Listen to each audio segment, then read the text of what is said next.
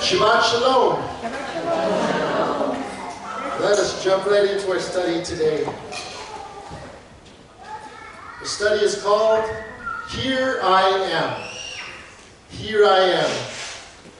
Anybody remember the days of grade school? In the morning, the teacher would stand up in front of the class and go down roll call. She wants to make sure that all her students are present and in the classroom. All right? Let's do a short little roll call today. When you hear your name, say here. Punzelins. Here. Atigas. Here. Ileto. Here. Corpus. Here. Gatisena? Yeah, I won't pick on everybody else. I know you. I love you. I see you. I know you're here. I know you're here. What would normally happen when you take roll call, the teacher would say your name and you'd raise your hand and answer here, present. All right, then we want to make sure that you're accounted for. It's quite different at home. We don't have roll call. We have parents and children. And it's something special, you know, when at the end of the day, it's time to feed your family and you've cooked the meal, you've tidied the house, and everything is ready for dinner time. And the mommy or the daddy calls out. In our family, all our kids, their initials are T and J. So instead of calling all their names, we just say, TJs. TJs, time for dinner. Quiet. I give them a couple minutes grace. Maybe they heard me. They're just finishing up. TJs. Almost done. Almost done. Hold on. I'm almost finished. Just give me a couple minutes. TJs. It's time for dinner. Okay, we're coming. Just hold on. Sometimes they don't answer because they're not sure. Did we do something wrong? Is Dad going to ask us to clean up again? You know, does he have another special chore for us to do? There's all sorts of reasons why we wouldn't respond right away. The correct response when the parents call, or when a husband or wife calls, yes, mommy, yes, daddy, or yes, dear. In Hebrew, there is that word here. So when you're taking roll call, there are different words for here in Hebrew. Okay? The first one is pull, right? Pull is how you would answer when the teacher is giving roll call. So I say, Rolly, pull. I'm here. You're just stating that you're present. Okay? It's a location thing. Or it points toward a specific place here. Okay? Let's put it here, pull. Okay? There's con. And con, in the way that you would use that is, here we are in this situation. This is how we find ourselves. How did we get here? Con. But the word we're going to use for here that we're looking at today is a special word, hine. Everybody say hine. Hine. All right. The Hebrew word hine means here. Behold. There's something powerful about this one. It's not just about a location. It's something very affirming, something sure. There's a song that we sing with our family, especially on Shabbat, right, on Erev Shabbat. We sing this song. Hine ma tovu mana'im, shevet achim gam yachad. Hine ma tovu mana'im, shevet achim gam yachad.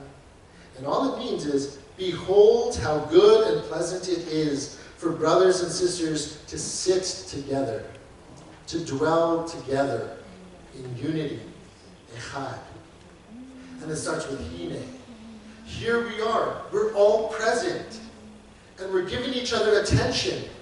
How good it is to sit here together and spend this time together on purpose, not just because we're forced to. We want to be here, we're showing up. Hine.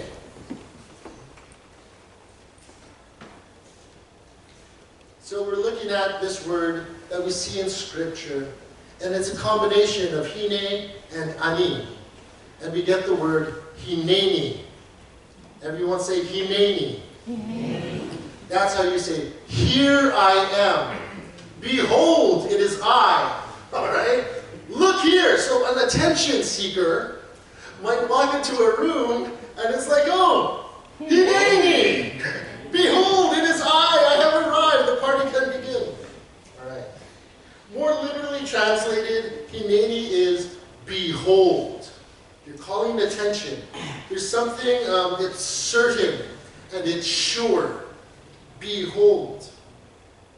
It's an offer of complete availability. When somebody responds, here I am, you're offering your complete availability of total readiness to serve. When we utter the word Hineni, be careful. Be careful when you use Hineni. We make ourselves fully available to whatever it is the one calling might ask of us. We don't know what they're going to ask, even without knowing what it might be. When I call my kids TJs, they don't want to say Hineni, because I might ask them to pick up the trash, bring it outside, cut down the cardboard, clean the bathroom. They don't know why I'm calling them. No wonder they've learned to just say, what is it? Give me 5 minutes. You know, we want to wrap things up. If they were to answer, here I am, then I know that they're showing up for the job. I know that they're giving me their attention and they're ready to receive orders in our house. That's how we use the word Hineni, here I am. When we go back into the book of Genesis, we see there God calling out to Adam and Eve after they had eaten the fruit. And God calls them, Adam, Adam, where are you? You can be sure he did not answer Hineni. Like my children, he knew he did something wrong. So what does a child do when they did something wrong and they're being called? They hide. That's exactly what Father Adam did. It's genetic, I guess. But what God was doing here when he was calling Adam, he was giving him an opportunity to confess.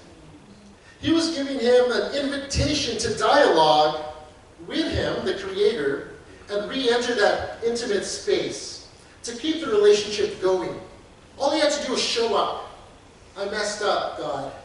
I did something you told me I wasn't supposed to do. All right? This was his chance to be accountable to his actions. But instead of owning up to it when his name was called, Adam, Hineni. No. Adam, oh, hide me. In Genesis 3:10 it said, I heard you. I was scared. And so I hid. I heard you, but I didn't answer it. How much of the time do we hear God's call over us? Maybe he's pulling your heartstrings. He's drawing your attention to something, and he's saying, my child, I want you to look at this. But you're like, God, I don't know if I want to do that. I'm not sure if I'm that guy. Maybe you got the wrong guy, you know? And God's calling you to do something outside your comfort zone.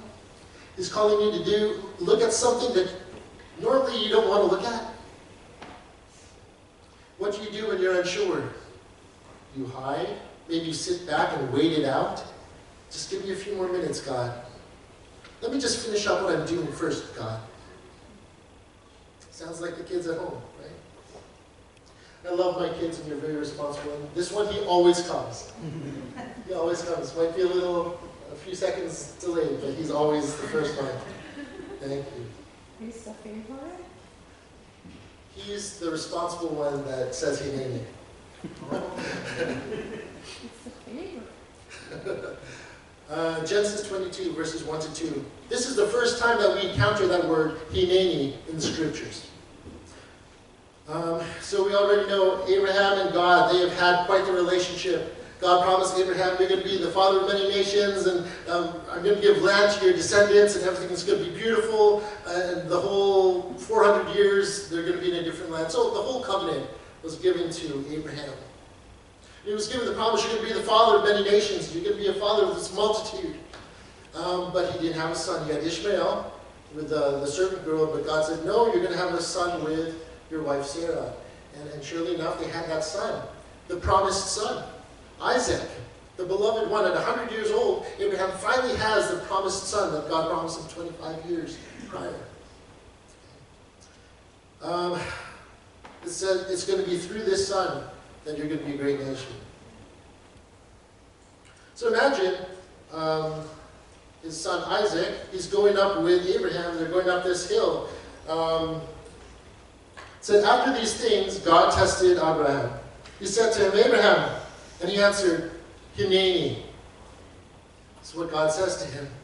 Take your son, your only son, whom you love, Isaac, and go to the land of Moriah. There you are to offer him as a burnt offering on a mountain that I will point out to you. You notice the difference here, the implication here. When God called Abraham, Abraham, Abraham, he says, Hineni, here I am. I'm showing up for duty. What do you want, Lord? He had trusted God up to this point. He had no reason to hide. He was quick to answer, here I am. What will you have me do? It wasn't Abraham, Abraham. Well, here I am. I'm okay, I'm present. No. He was showing up for duty. And then God gave him an order.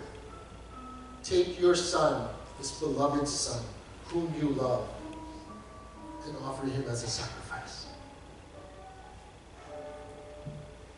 We don't see Abraham argue. We don't see him stick it to God and say, how can you do this to me? I mean, I can insert my humanity when I read the story. I can put myself in Abraham's situation and I'll tell you how I would respond. But that's not what we see of Abraham. We see that he takes his son and a couple servants to help put all this stuff together, and they start their journey toward Moriah. After 3 days, they're on this journey, and they're traveling up this hill. The two servants are left behind, and then Abraham and Isaac, they proceed up the mountain alone, together. Isaac is carrying the load, the bundle of sticks that are going to be used for the altar. And Isaac looks to his father, and he says in verse 7, Yitzhak spoke to Abraham, his father, my father? He answered, Hineni beni. Here I am, my son. His son says, I see the fire and the wood, but where is the lamb for the burnt offering?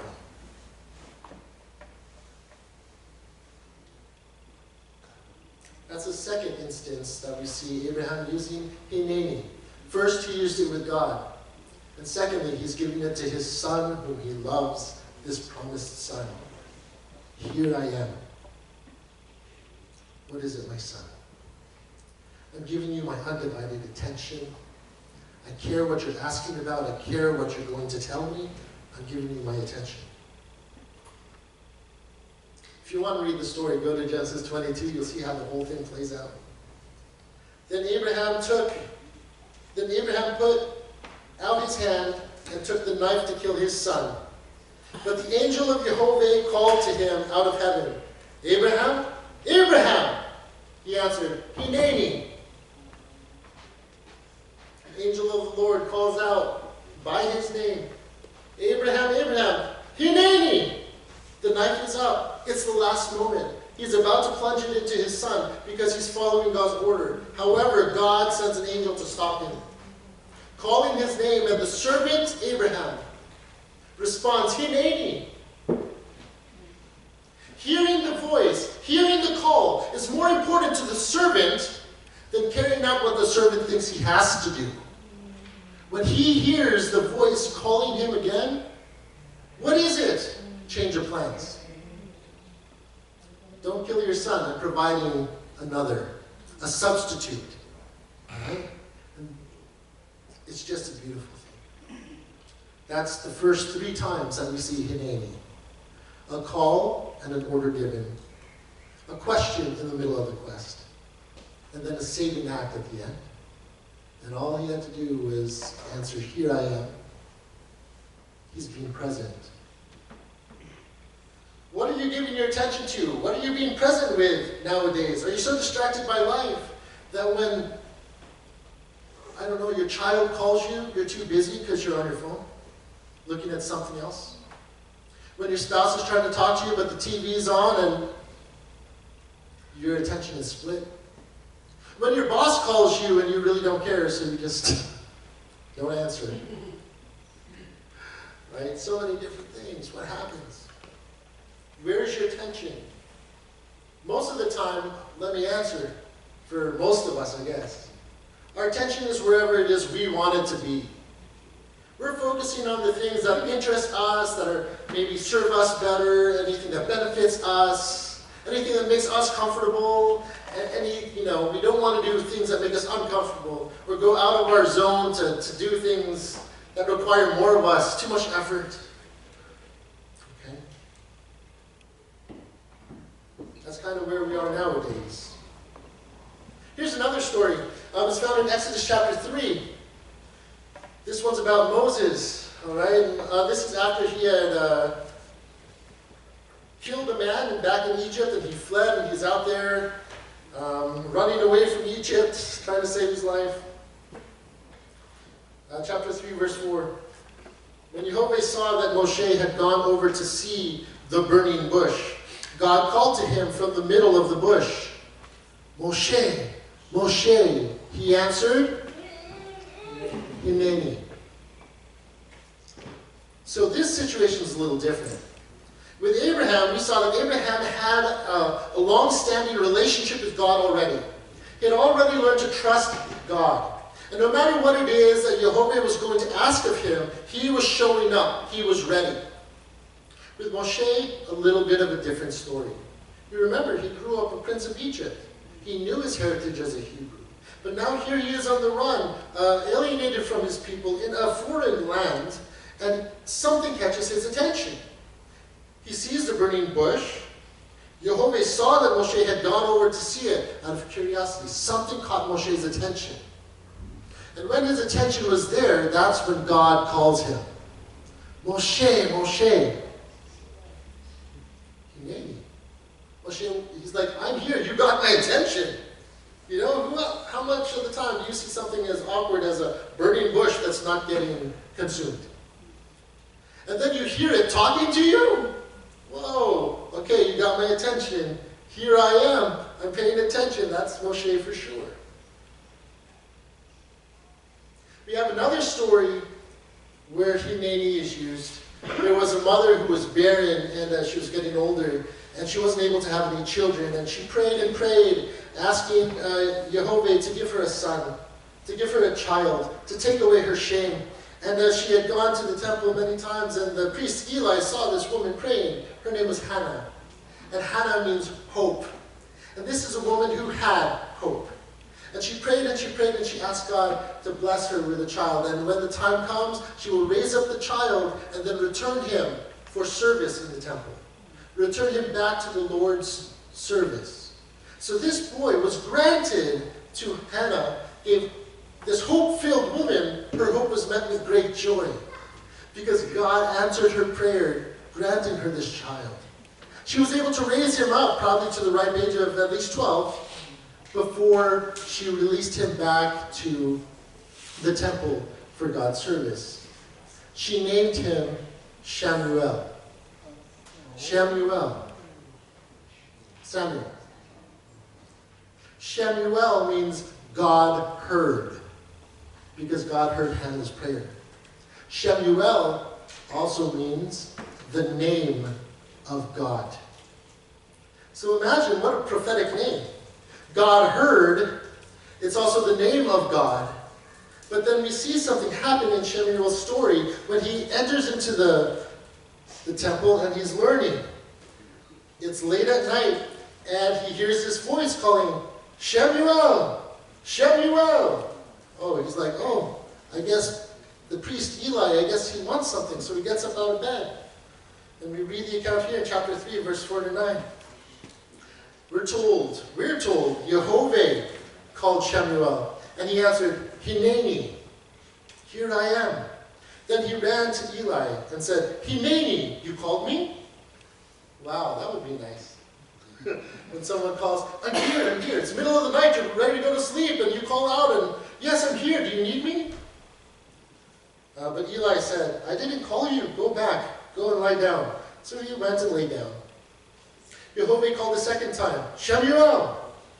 Shemuel got up. He went to Eli and said, Hineni, you called me. He answered, I didn't call, my son. Lie down again. Now Shemuel didn't yet know Yehovah. The word of Yehovah had not yet been revealed to him. But Yehovah called him Shemuel again, a third time. He got up, went to Eli and said, Hineni, you called me. At last, Eli realized it was Yehovah calling the child. So Eli said to Shemuel, go and lie down. If you are called again, say, speak, Yehovah. Your servant is listening. Shemuel went and lay down in his place. So his name means the name of God. It also means God heard. It's interesting now, God's calling Shemuel's name, and Shemuel hears his name being called, and he responds to him. He heard God. It's interesting though. Eli told Shemuel, if you want to know the story, read it in chapter 3 of 1 Samuel. Eli was told, say Hineni, and whatever it is God tells you, you do it. Okay? But what God revealed to Shemuel, the first thing he revealed is that the priest, Eli, he did not raise his sons properly. He did not rebuke them and correct them when they were doing things wrong. And because of that, they are going to be punished.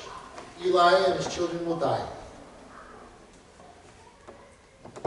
Eli comes up to Shemuel. Shemuel, did you hear the voice again? Oh, yes, I did. What did the Lord say? And he's like, I don't want to say. I really don't want to say. And Eli said, whatever it is, we serve the one God. Whatever it is he said, I'm ready to hear it. And Shemuel reluctantly goes ahead and tells him what Yehovah told him. And Eli took his lot and he said, okay, if that's what the Lord wants. See the heart of a servant that had been serving God for so long, yet he didn't do what God was telling him to do. And here now you have a child, Shemuel, being called at such a young age, and God reveals himself to him, and he drops this horrible news. The first experience he has in meeting God. We find out later Shemuel ends up being one of the greatest prophets who ever lived. Read his story. Really interesting stuff. His birth, from his conception to his name, and being a servant of God. Was it not Samuel who went out and anointed David? Saul? Anointed Saul? It was Samuel. And David as well. Yeah, he was a long-serving servant. It's good that we could share because I don't know the Bible inside out all the time. Sometimes I forget. All right, quick word study on Hineni. Here I am. It's made up of four Hebrew letters. Two of the letters in the middle are the same. All right. In Hebrew, we always read from right to left. All right. So you have there the Hey, the Nun, and the Yod. Okay. Each Hebrew letter originally was a pictograph. Okay. And in the Hebrew alphabet, there are a numerical value for each letter as well. Okay? And there's a meaning to each letter. In English, we have A, B, C, D, E, F, G, and they're just letters. They don't have meanings of their own. All right? There's nothing special about them. You need to put them together in order for them to mean something. In Hebrew, each character means something. And when it's paired together with other characters, it means something more. Okay? So let's look and see what Hineni kind of means. What could we pull out of it? Hineni has the numerical value of 5. How many fingers do you have on your hand? 5. Okay? The pictograph was a man with his arms raised. Hey! All right? Like a touchdown in football, right? Hey! It means look, reveal, breath, or behold. There's multiple meanings to each character, but they kind of complement each other. When we see hey, it also denotes the activity of the Spirit. Okay, the Spirit of God. Then we come to the letter Nun. Nun, this letter is kind of bent over, looks like a humble man, bent over. Okay? Its numerical value is 50. And we have two of these, Nun and Nun. Together, it gives us 100. It's a fullness. It's a completion. Okay? The pictograph was a seed. When you think seed, you're thinking the little seed from the fruit. But the seed that the pictograph was more like a sperm. Okay? It had the round with the little tail. And it was a seed. It means continue, air, sun. In Aramaic, the word nun means fish. Okay? And it denotes life and activity. So there's movement, there's stuff going on. And not just busy work, it's life, activity. So far you have this Spirit saying, look at what's going on. Okay? And then you have the two nuns put together. The seed that's perpetuating, that's going forward, that's going to bear fruit. There's work and activity that's being done. Okay? That's the nun. And then you have the yod. The yod is the smallest character in the Hebrew alphabet. It's just like an apostrophe or a comma. Okay? The yod, its pictograph, is an arm with a closed hand. Might. Okay? It means work, throw, or worship. So you get a better picture of the word hineni when you see this Spirit planting seed in the humble man, and the humble man carries out the work that he's been assigned to do. And what does that do? It worships God the Creator. It worships the one, all the deeds that are done are worshiping the one who gave the command. Hineni. When we read in Scripture, God saying, my word goes out and it doesn't return to me empty. My word goes out and it will not return to me empty. When God's word goes out and it lands on the heart of the servant, and the servant carries out God's will, guess what? It doesn't go back empty. He's glorified. He's made known. His will is being done here on earth because he plants through his Spirit a seed in us when we humbly and faithfully carry out his work.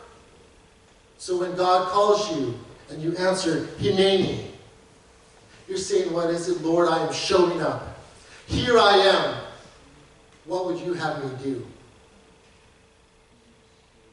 Come on.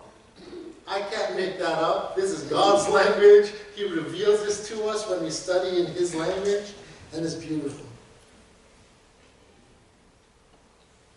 Here's one more. We find this in the book of Isaiah. Isaiah, another great prophet. Isaiah chapter 6. We read about a vision that he has. And he sees the temple, and God is sitting on this throne, and his robe fills the temple, just like fills the whole place. His presence and his majesty is just so great. And there are seraphim around him with their wings and feet and covering themselves and singing praises to God. And this is the might, and this is God that's out there. And Isaiah is there in this presence, and he's like, it is just too great. It is just so amazing and so beautiful. And he realizes his wickedness before God. His humanity and all that wickedness, and he's like, woe is me. Oh, what a wicked creature I am in the presence of this mighty God. And while he's speaking and saying this stuff, I'm such a sinner. I'm not worthy of being in the presence of God. An angel comes with a hot coal, a burning hot coal, and touches his lips and purifies him as he's confessing and making this declaration. Touches his lips and says, now you are purified. Then we read in chapter 6, verse 8, then I heard the voice of the Lord saying, whom shall I send, and who will go for us? And I, Isaiah, said, here I am, send me. In an instant, in the presence of God, he realizes how wicked and how wrong he is. Oh, woe is me! And then the touching of that burning coal touches his lips, and he realizes he's now been made clean. He is now purified. He is of good use to God. And the very first time he hears a call, who will we send? Who will go for me? And he volunteers. Here I am. Send me. He didn't say, Isaiah, Isaiah, oh yes. No, he volunteered to be a servant for the Lord. He didn't even know what it was that God was going to ask him to do. But he signed up for the job. So we see all these different instances from Abraham with a faith relationship with God. God built up his faith. He's known as a father of faith, right? When we read in Hebrews, it talks about Abraham, right? Father Abraham. We saw Moshe. It was curiosity that got his attention. And as he was there in this different place experiencing something new, that's when God called him and then gave him some orders. Okay? Sometimes God will call us out of our everyday situation. He'll be calling us to something new, something we didn't even think we'd find ourselves in. We never thought we'd pay attention to that. But God draws your attention. That's one way that he calls us.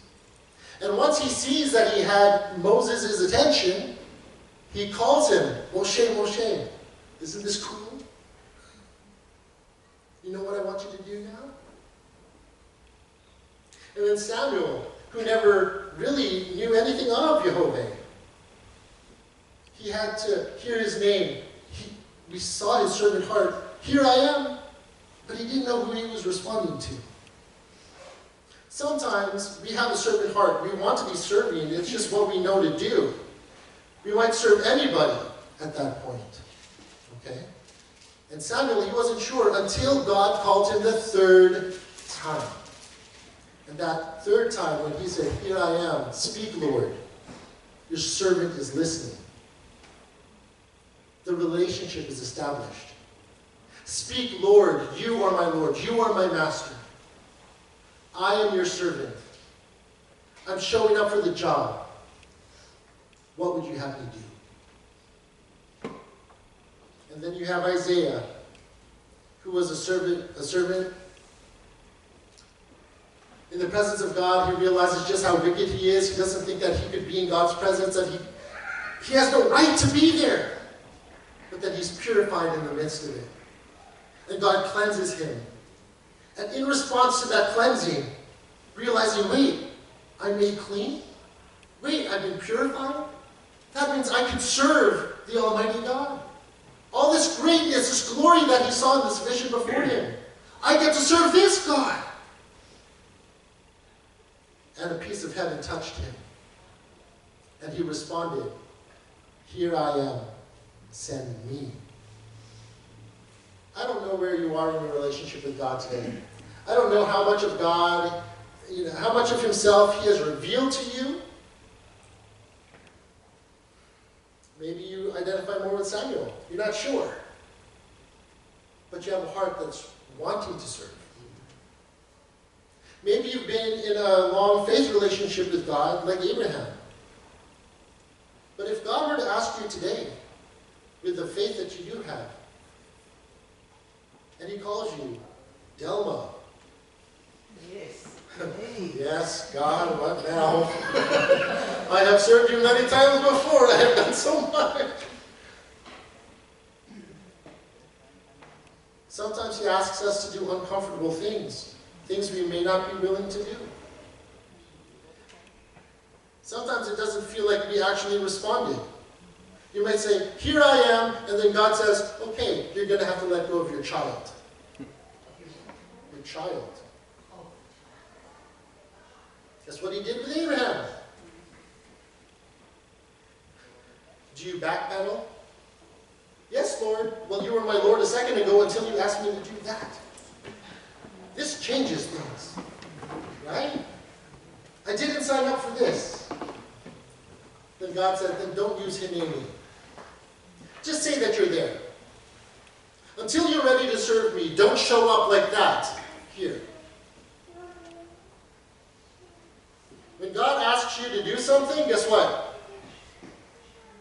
You do it. Just do it. It reminds me of Shema. right? Yep. When you listen, there's an expectation of action. So when you say that, there's an expectation that you are expected to act on Yeah. it. So it is parallel and works both ways. Yep. So if you step into it, there's an expectation that you are expected to step in. So you hear, you listen, you obey, you Yeah. carry it out. That's Shema. Shema means to hear. But hearing in Hebrew doesn't mean, oh yeah, I heard you. It means I heard you, I understand you, I got the mission, and I'm up for it. Listen up, Shema. Right? Thanks for that. Thanks for that. And once again, Shemuel, he heard God, and he carried out whatever God had him do. Speak, Lord, your servant's listening. If we could all take a lesson from Shemuel. We're all bearers of his name. Yes? We're all bearers of God's name if we're believers and we're following him. So when he says this, remember the hey, the noon, and the yod. When you say hineni, you hear the Spirit guiding you and planting the seed of mission in you. And it's your job to grow that through your work, what you're doing.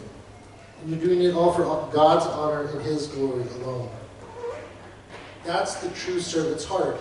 You don't seek glory for yourself. A lot of the time I see a lot of people online, because that's where they go, and they post all this stuff about what they're doing. Look at what we're doing for God. Look at what I'm doing for God. I'm such a good Christian. I'm doing everything right. I give all my money to this project. I give all my time to this project. And look at us. We're doing God's work. What are you doing? We hope to inspire many people, but in the meantime, look at our faces.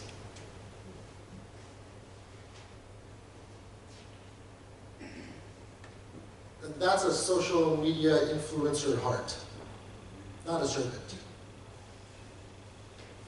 Who's glorified in the process? Look at what we're doing compared to what the other Christian groups are doing. It's showing off. Lord, Lord, didn't we do this in your name? I didn't ask you to do that. You wanted to do that. You know, there's this one song, and I love this song. It's a beautiful song, written by one of my former teachers at Bible college. And she put it up, and it was out there on the world for the world to hear. And it says, "Here I am, send me." It's a beautiful message. It's what we read from Isaiah. Here I am, send me. And there's something beautiful about the song because you're showing up and you're letting God use you. But then it said, send me here, send me there, send me to do all this stuff. It's like we're telling God where we're going to be sent, instead of God calling us to where he wants us to go. You could be doing things and say, oh, I really want to go on this mission trip because it's happening somewhere beautiful. And I get a little vacation out of it. Why not go and serve during the mission trip and then have a few days at the beach? But I'll only post pictures of what I did at the mission trip. But I still benefit because, oh, we got to go to the beach. Sure. You might want to serve. That might be a stepping stone in your faith. Okay, that's fine. But you're signing up for stuff because there are programs that are in place already. People use programs. They have all these structures. But when God calls you, he calls you to things unexpected. He calls you into uncharted territory. He calls you out of your comfort zone. He's not saying, come over here and let's go to the beach. He's saying, come join me in my activity. Come and see what I'm doing. And join me in my work.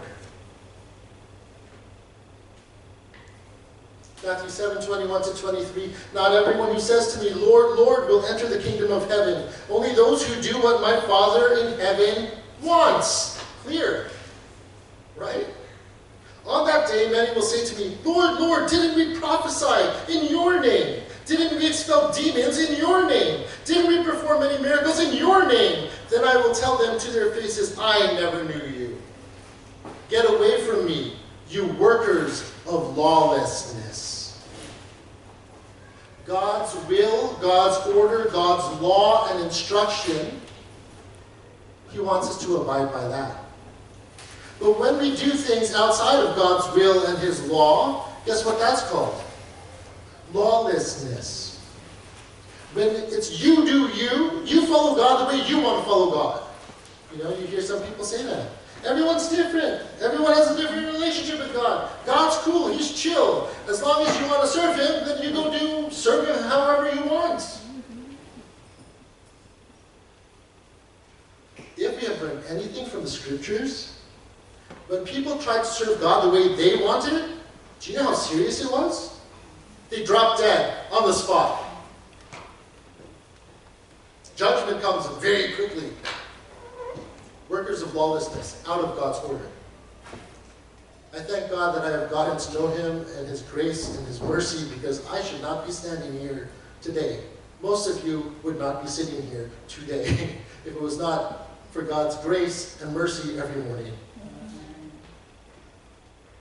But He's giving us an opportunity, just like He gave Adam. Adam did the wrong thing, but He called out to him still. In his wrongness and his sin, Adam, where are you? You could hear God calling you, but if you keep trying to hide and say, not yet, God, just a few more minutes, I'm not ready to go serve you yet. Then God said to Adam, then you have to leave this garden of mine. You know, I stop and wonder, if Adam had responded and said, here I am, might it have been different? Even though he had sinned, might it have been different? Have you ever stopped to consider that? Or we just think, oh, it's about the sin. He unsaved himself because he went against God's law. He did. But who knows what sort of different mercy or grace God might have had he just shown up. God is patient with us, and He's still calling us. He calls you by name. If that's one thing that we know, He calls you by name. He'll meet you in your situation and draw you out of it. He'll try and get your attention, or He'll reveal Himself to you in a new way. And if you're so sin-sick and you feel, I can't get over this, you know what? He tells you His story of grace and mercy and His plan of salvation. And once you get a glimpse of that, and you learn to trust Him, then He says, watch, I'm planting a new seed in that servant's heart. I'm planting a new seed in my child's life. And watch it grow. My child will serve me all the days of his life. And watch what I'm going to do. It's not about my life, but it's about what God's doing through my life. Okay? Sometimes we think if I serve God, maybe I'll benefit, maybe I'll get something out of it. God is not your boss and you're getting a paycheck. That is not the relationship. He is your creator. He is your king. He's the one that saves you from your sin sickness. He's your guide and constant companion. He's your comforter in times of weakness. He's your strength. This is who our God is. Because that's who He is. And He invites you and He says, my child, come, taste and see that I am good. You know, I love getting my kids to try new food. I really love having them try new food. Because I get to eat all their leftovers. And I can't have chicken fingers the rest of my life. We went to a wedding last week, and it was a beautiful wedding. And the kids had a kids' meal. And the kids' meal were French fries and chicken fingers, because that's what kids love, right? But at this wedding, they also had fun activities for the kids, like a ball pit and all that stuff. The kids wanted to play. And here I am trying to get them, oh, kids, did you try the soup? It's really good. The soup was really good, by the way. And I tried it, and I wanted them to try it. Did you try the salad, kids? Right? And they're all picking at it. They try a little. I am so grateful that they weren't eating all the food, because I got all their portion. But I got stuck with the chicken fingers at the end of the night. There was a lot of chicken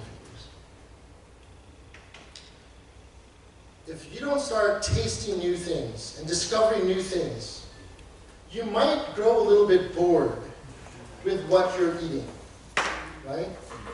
And same thing goes for us spiritually. If all we go by are the stories we heard about God when we were children, or maybe the story we heard about Jesus dying on the cross and now you're saved and you're going to go to heaven one day, and that's all that it is, and you're not tasting or going deeper or seeing just how good God really is, you get bored, complacent. You start leaving leftovers for somebody else to finish. You're not taking it in anymore. But God invites you to new things. That's how God is.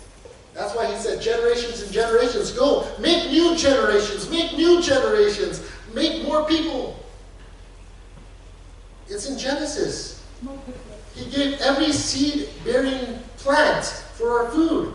And he made that very clear about seeds. And we want that to keep going. Multiply, multiply, fill the earth. This is God's activity. This is what we're meant to be doing. But we're living in a time today where everyone's saying, we should fight for our right to kill our babies. That goes against the way of God when he said, go and multiply and fill the earth. And now we're living in a time where science is saying, let's control all the food that's out there. We're not going to put any seeds in the food. People don't like seeds anyway. They're just going to spit them out. Let's give them seedless food, and they cannot grow their own food anymore. They will not multiply. Let's start creating our own types of food. God was very clear when he gave seed. He said every seed-bearing plant will bear more of its own kind. And every creature that crawls on the earth will be male and female, and together they will multiply of their own kind.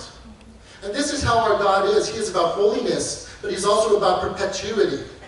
Is that the right word? Moving forward generation after generation. And with each generation, guess what? It's a new opportunity for God to reveal who he is to a new generation. Because that's his glory, that's what he's about. He didn't say, oh, go and fill the earth so you can make more sinners. He said, my love is so great, I want it to reach the multitudes. I want more and more people to know who I am. I want people to discover me in new and fresh ways. And God is saying, here I am.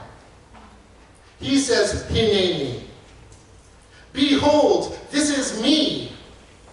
Look at what I'm doing.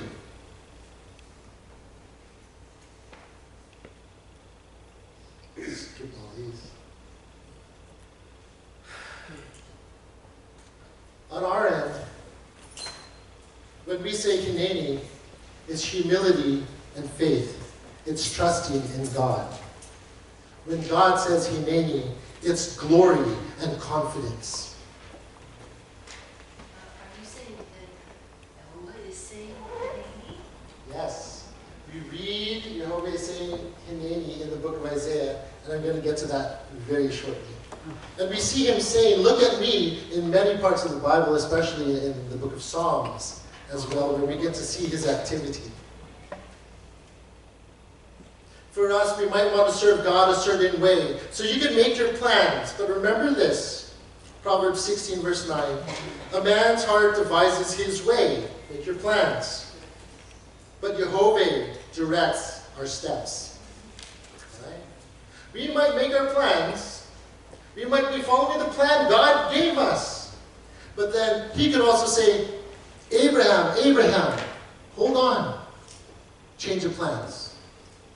As servants, we need to be ready to hear our Master's voice. We need to be ready to show up and take any new direction that he gives us. Okay?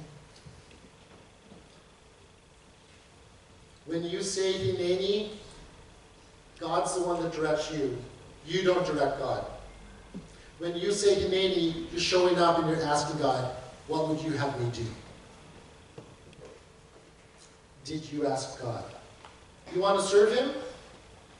Did you ask him how he wants you to serve him?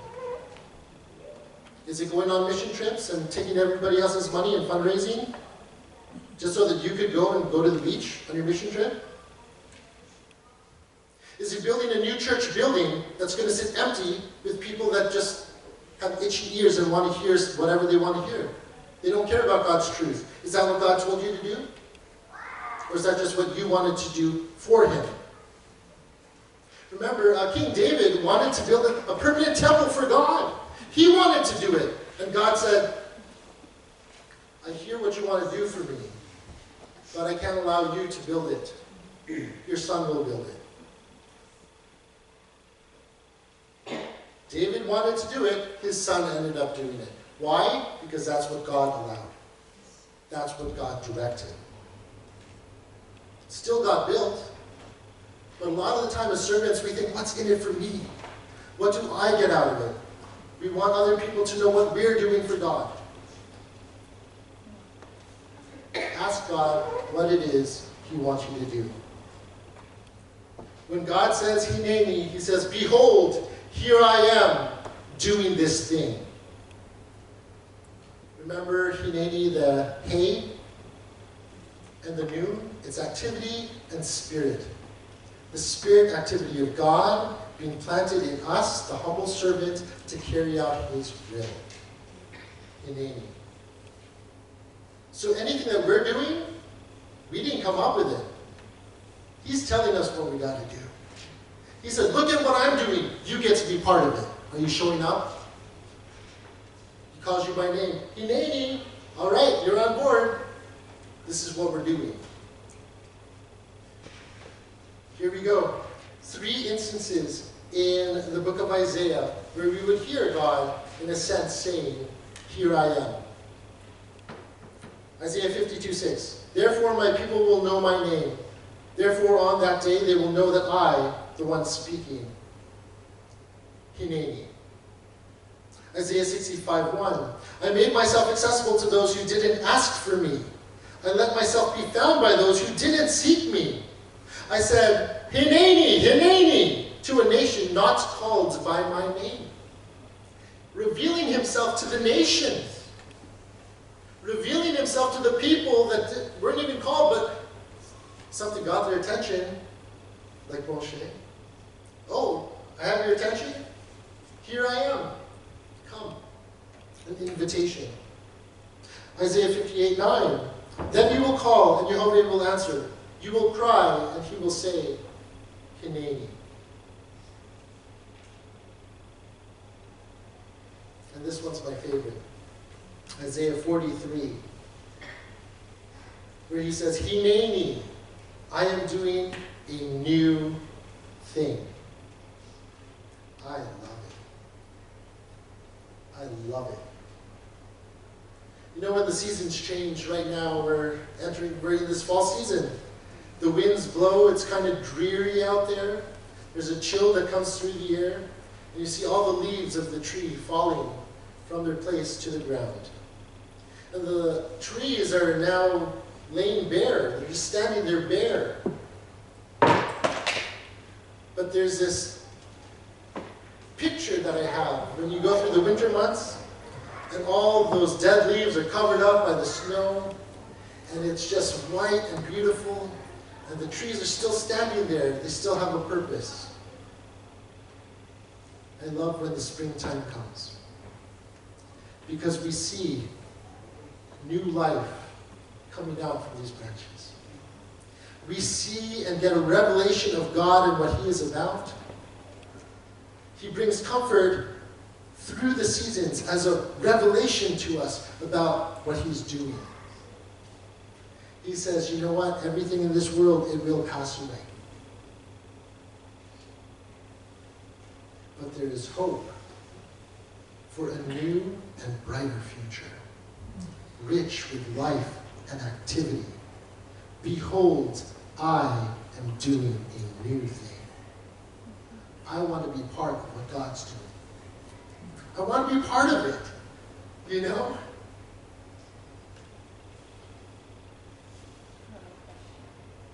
Jehovah is our ever-present help, and He delights to make Himself available to His children. By Jehovah saying, Hineni, to us, He is saying that He hears us, He sees us, and He knows us. He models to us the same kind of devotion that He asks of us.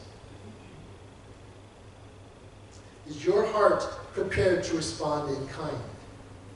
Are you ready to offer yourself, even without knowing what service the Lord will ask?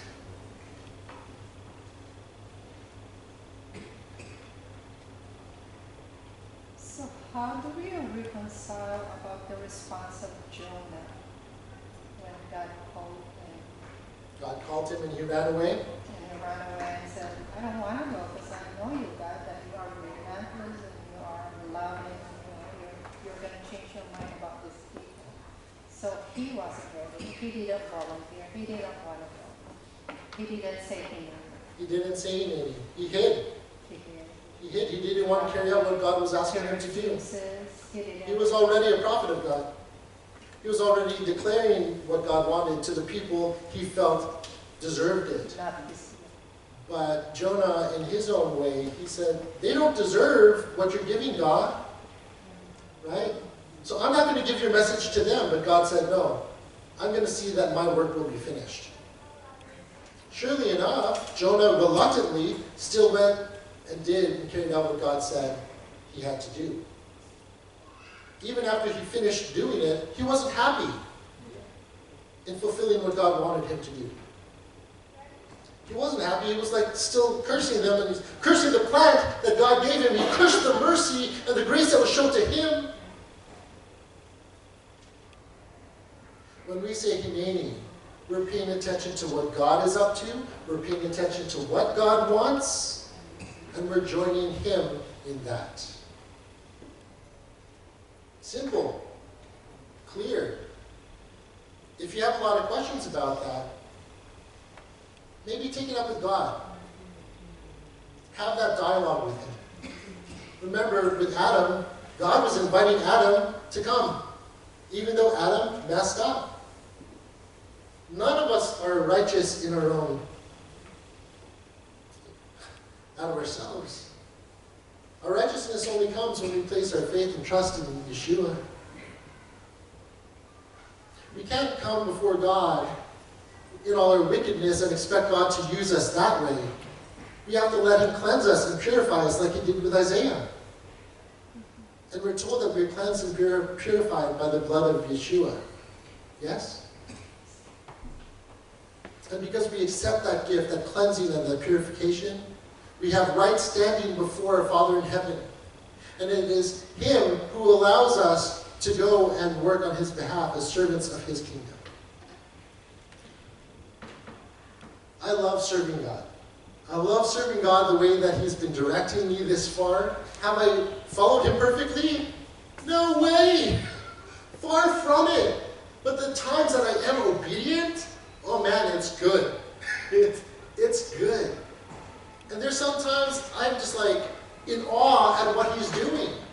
You know, when I hear one or two people's heart respond to God in such a way, I'm like, thank you, Lord, you used me as an instrument to reach this person. It's not me that reached them, it's you that's doing the work, God, but thank you for letting me be part of it. It's good to be part of the winning team, believe me. Even if you're sitting on the bench, you're still part of the winning team. All right? But every now and then, God might call you from the bench. And he says, Antigua, you're up. Three, And two, he says, hey, one, go! go, that's my son, I love it. Did you say Antigua? Oh, that's his name. Yeah. It's not Hebrew. Maybe we could do a word study. It's a new word. Thank you for paying attention, Caroline. These are the questions we need to ask ourselves, all right? Today and every day, is your heart prepared to respond to God with devotion and service? Are you ready to offer yourself even without knowing what service the Lord will ask of you? Do you trust that what he has is good? I believe it. He works all things together for the good of those who love him and trust him. That even if it asks a lot of us, even if it's sacrifice, guess what? It's still for the good.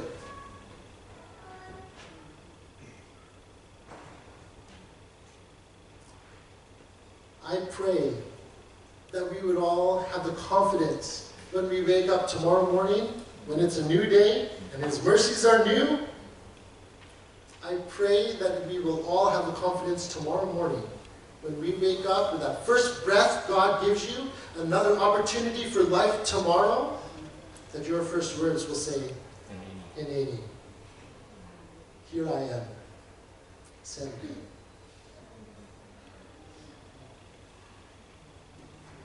May the grace of our Lord Yeshua and the shalom of Yehovah our Father be with us all. Amen.